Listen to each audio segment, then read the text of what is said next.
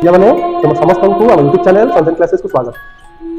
ମର୍ଯ୍ୟାଦା ପୁରୁଷୋତ୍ତମ ପ୍ରଭୁ ଶ୍ରୀରାମଙ୍କର 23 ପୁରୁଷ ବିଷୟରେ ଆଲୋଚନା କରିବା।